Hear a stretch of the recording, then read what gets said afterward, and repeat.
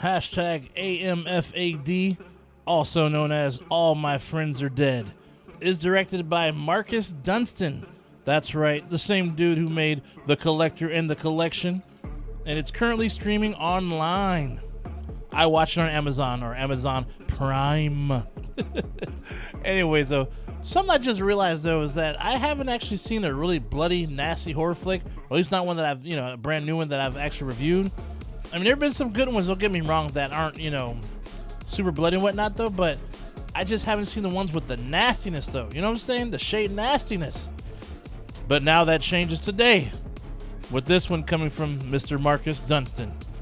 Man, I should have known that my man wouldn't have let me down. I mean, so this one's about a group of friends headed to the biggest party of the year called Karma Festival. Now, 20 years ago, back in 2004, there was a killer on the loose who killed a ton of people at this thing. And the show was actually shut down for all these years until now. Anyhow, these friends are on their way, enjoying themselves, even got themselves a nice-ass Airbnb place, that's nearby, dude. I mean, all is good. And, of course, you have your typical cast of characters and his crew.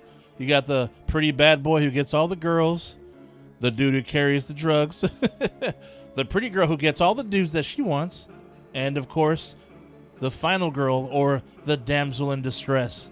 Of course, you have a riddle of other ones, in there as well, supporting role, but, you pretty much know what you're getting into this one, though, right? All the usual suspects.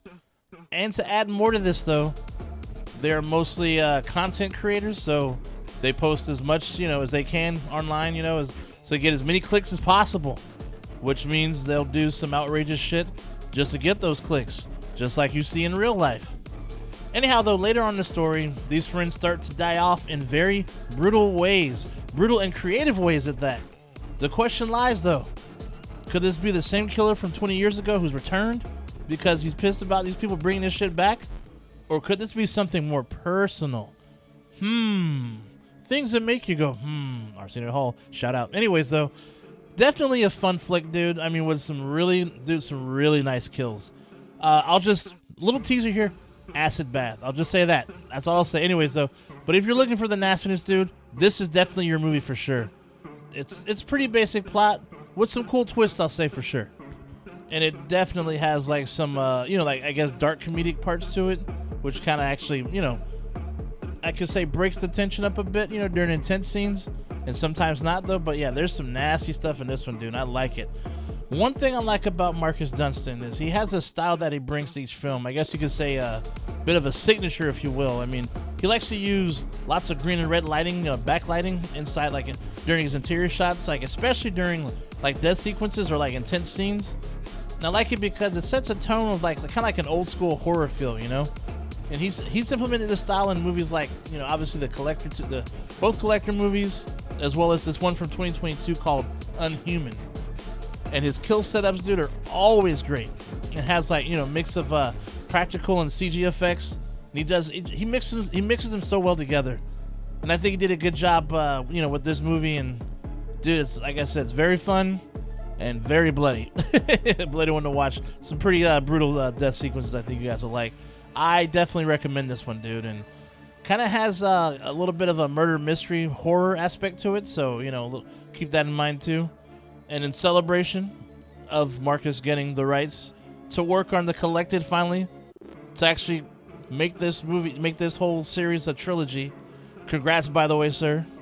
I recommend you guys watch The Collector and The Collection, because they are both great horror films. They are both Shay Nasty approved, dude. My goodness.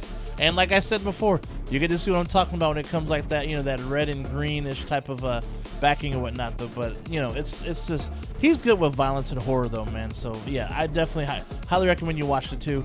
The opening for part 2, if you haven't seen it, whoo, dude, nastiness. So, yeah, definitely check those out. But anyhow, though, that's all for the day. Stay nasty, my friends, and I will see you at the next one. Shay Nasty out. I'll see you soon. Like and subscribe.